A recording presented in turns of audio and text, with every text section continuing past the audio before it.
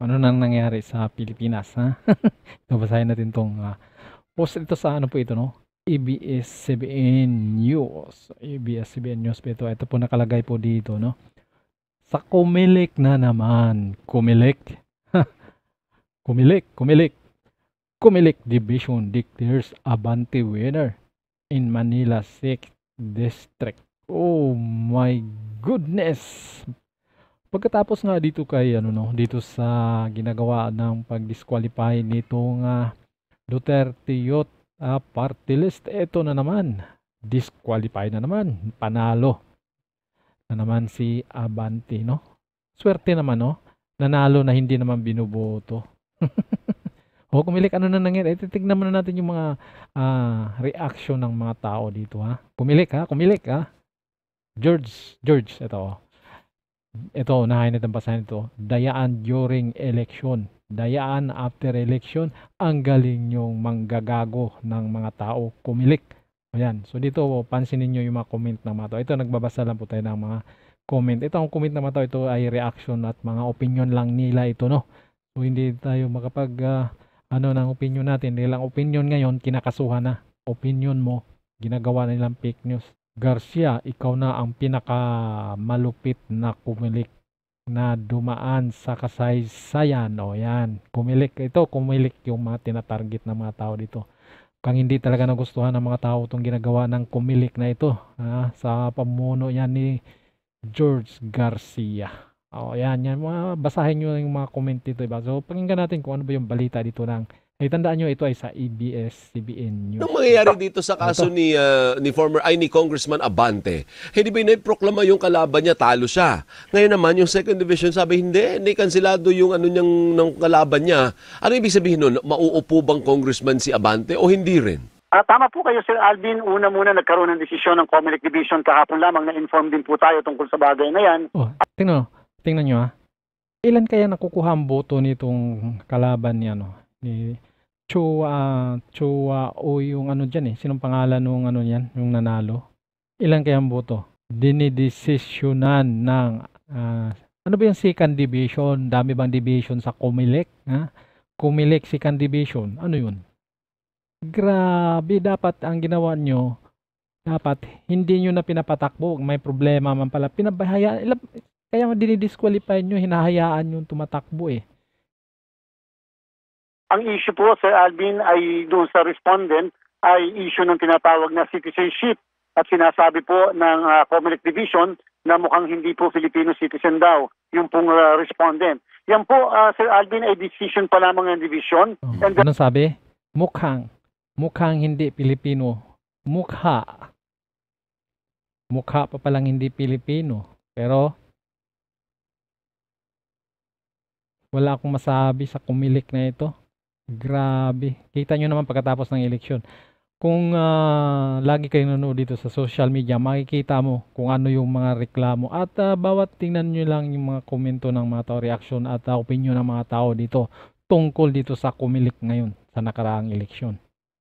Therefore, hindi po kagad ito pwedeng maipatupad dahil po subject pa yan sa tinatawag na motion for reconsideration kung sakali po na gagawin niya ng mismong hindi pinalad na kandidato. So, again, hindi pa po ito dapat at pwedeng maipatupad sa kasalukuyan. Pero sakasakaling manumpa na yan bilang miyembro ng Kongreso, kasi di ba manunumpa na rin sila pagdating ng July, paano po yun? Hindi na kayo ang in charge noon, magiging HRET na.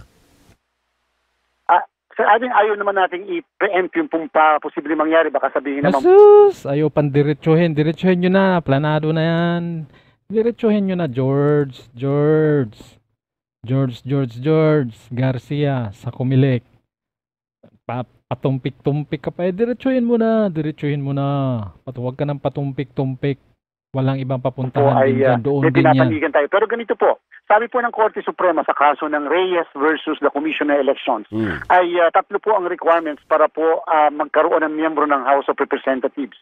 Ang number 1, yung tinatawag na proclamation. Number 2, yung tinatawag na oath o panunumpa kahit sa isang notary public o kaya barangay chairman o kahit kanino man na otorisadong manumpa. At pangatlo, yung tinatawag na assumption to office.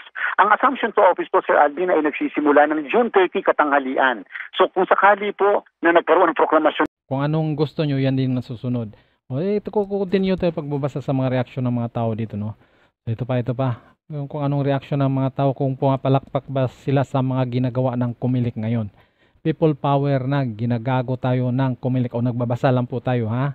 Nagbabasa, ito po, binabasa po natin yung opinion at reaksyon ng mga tao, ha? Dahil alam naman po natin ngayon, itong panahon ngayon, pag nagbibigay ka ng opinion, tama si Sir Alvin. Sana, para sa ilin na takot na government position. O yan.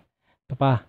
Ito ata ang sinasabi ni Respicio na nagbigay ng 350 million Comelec para sa Manalo. Ulitin ko, nagbabasa lang po tayo ng mga reaksyon at opinion ng mga tao.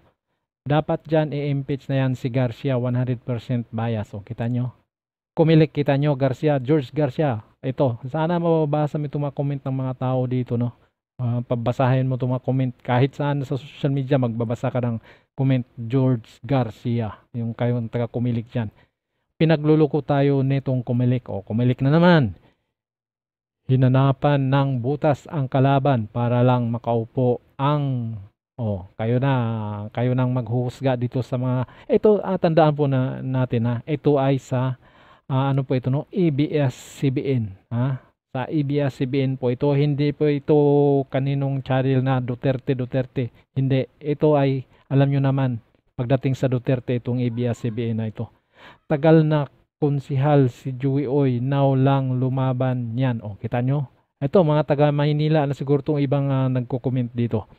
Dapat mag-file ng case si Atty. Respicio, Supreme Court feels something fishy. O, kita nyo? Ito yung mga komento ng mga tao dito, mga reaksyon, mga opinion. Binabasa lang natin. Mabuti yung maliwanag. Mabuti yung maliwanag.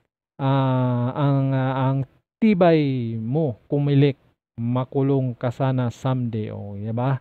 So, dito, no? Ito pa. Kapag mura ka na lang sa ganitong gobyerno. O, oops, nabasa lang natin. Ingat-ingat dahil, ang opinion mo ay pinapack-check na ngayon. Opinion, pinapack-check. Inang yan. Ito pa. Si Eric Silvestre Tolpo, ano balita? Tagal ng issue. Bakit bigla naman si Abante? O, kita niyo yan. Yan ang tunay na himala in favor of Abante. May anomalya talaga to sa Comelec. Garcia, dapat imbestigahan to eh. O, kita nyo. So, ito po yung mga sinasabi ng mga tao dito. Reaction po ito ng mga tao sa mga nangyayari ngayon. Matindi. Pagkatapos ninyong i-disqualify yung Duterte na kung saan dapat hindi nyo na pitapatakbo. Ano bang ginagawa nyo dyan sa Comelec? Bakit hindi nyo, kahit sasabihin nyo ganun, hindi nyo na sana pinapayagan, hindi nanalo sana kung sino yung totoong kalaban ni Abante. Dahil si Abante, hindi na nga binoboto yan. Kita nyo naman, hindi na nga binoboto yan dyan sa Maynila. At ngayon, biglang nanalo, dinidisqualify nyo. Panalo ang Comelec. Ilan bang nagdidesisyon dyan para ma-disqualify? Ilan bang piraso? Ayan, kayo na lang magbasa dito sa mga iba pang mga reaction at komento ng ating mga tao parte dito sa performance ng Comelec. Magbasa-basa kayo ng mga comments at reaction at opinion ng mga tao dito sa social media. Makikita nyo kung ano ang masasarap at nakakakiliting mga sinasabi ng mga tao. Marami nang nagdadasal sa inyo